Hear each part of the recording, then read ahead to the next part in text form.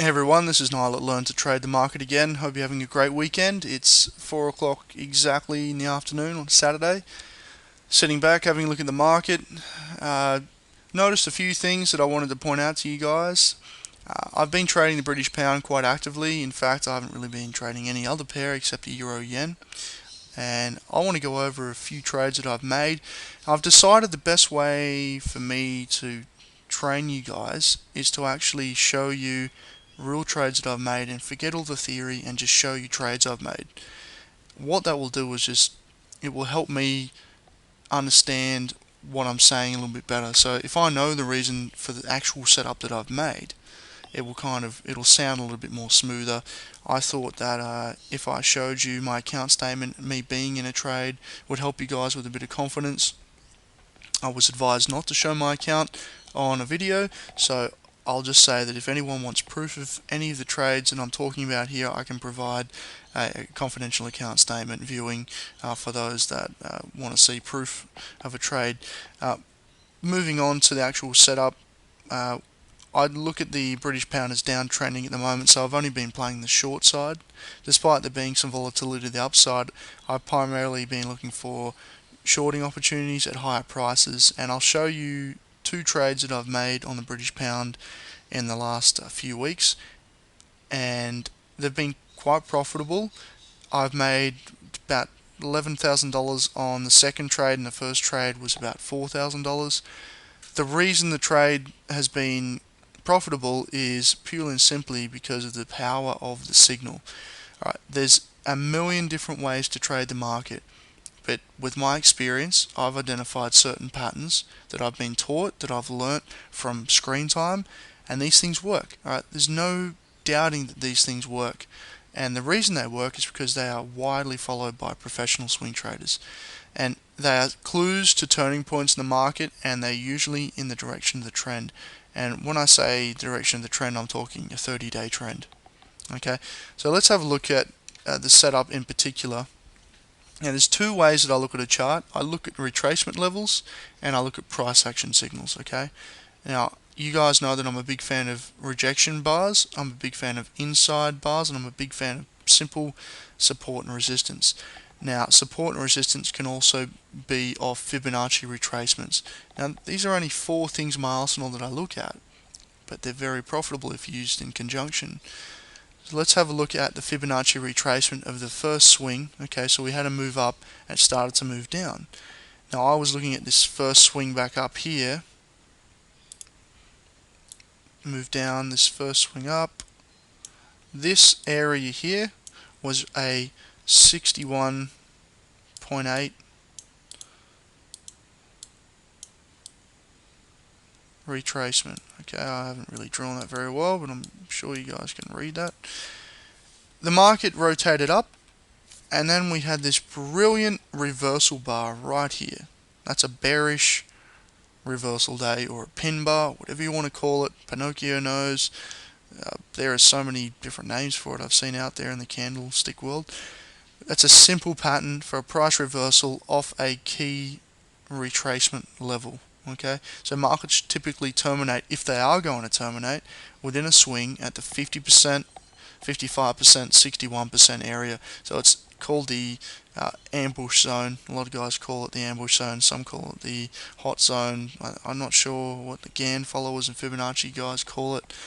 It's the turning point where it's an equilibrium of buyers and sellers, and then you've automatically just got these program orders, system orders that come in from trend traders that begin to sell, and if it's strong enough, you'll get these signals.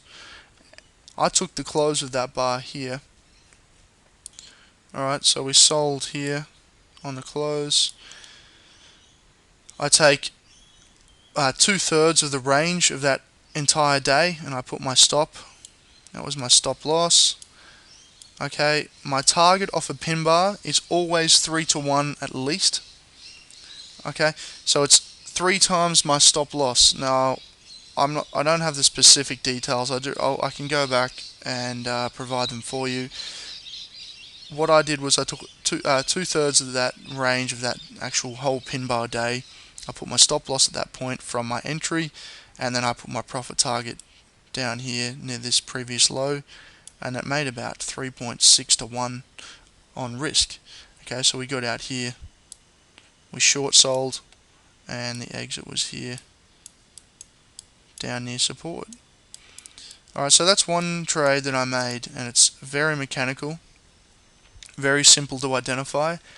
I had the retracement line already drawn on the chart, and I just waited for some price action, and I was in. A lot of people don't even wait for price action, but the price action helps you define risk, and it helps you with confidence as a momentum trigger in the direction of the trend. Pretty simple stuff. Let's get on to the next trade that I made. Alright, so after this termination down, I had a swing up. Alright, now that was exactly 55% of that range, okay? We then had this beautiful pin bar again. It was just picture perfect price action. This pin bar here, this bearish rejection bar. So again, I took 2/3 of the range of that candle. Okay, I then put my stop loss at that point. I sold the close of that day and looked for a risk reward of 3 to 1. Now, in fact, I got more than 3 to 1 on this trade because that was such a tight little range. It was around a 70 something point stop, and I made over 250 odd points, I think, on this one. So there were two trades in that entire sample of data. Just on this here, there was two beautiful trades of simple price action and retracements. And combined retracement levels and price action are the holy grail of trading. I mean, you know, there's so many different ways to trade, but this has worked for me. It can work for you. The difference is these are tools to be using, but they don't work every time. And screen time and experience will be able to tell you when and when not to take a trade. I can put the ideas and the way of thinking in front of you. It's up to you to really make something from it. Now, if we go to the last few days of price action, we can see a break of supports occurred, break of that line. We've also had another pin bar, a rejection bar, and I think this sets up a move next week down. I don't know how much more this market's got, but you know, you look at this, you know, that's not good. That's a bearish pattern. Looks like a side of an aeroplane, really, doesn't it?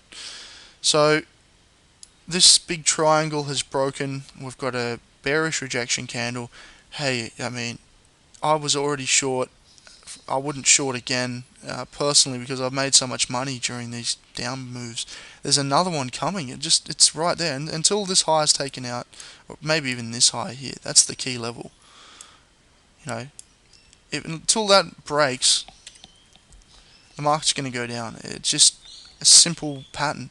These rejection bars hold all the inside of the market, the heartbeat of the market. They show you determination of buying and selling and the true sentiment in the market. Keep them in your arsenal. I want you to start posting these on the forum whenever you see them on 4-hour charts or daily charts or weekly charts. I want to hear about them. I want you to call me up. I want you to post them in the forum. Email me. Or I'm going to put my email up on the screen. And I mean, these are the backbone of my trading system. There's so many different ways to trade, as I keep saying. This is what works for me. Alright, I use inside bars and pin bars primarily on my daily charts, and I have trend following methods and trend indicators to keep me in the right direction. Okay, so you usually only want to follow the direction of the trend, with exceptions to the rule, obviously. But we'll get to that in later videos. For now, try and stick with the trend, the 8 and 21 exponential crossover. That's the 8 and 21 day moving average exponential crossover. When that's pointing down, you try and look for the short side. When it's pointing up, you try and look for the long side. Alright, any questions? I need you to be prompt with your questions and responses on the forum, because I do post new videos, and once a topic's covered, I don't like to go back over it because I've already answered it for that many people. If you come in, you know, 3 weeks later and say, oh, you know, pin bars, what are pin bars? Well, I'll just refer you back to the video and to go and look at other people's responses on the forum. I need you to start actively participating on the forum so we can grow and learn together. Alright, it's been nice talking to you. Have a good Sunday, and we'll see you on Monday.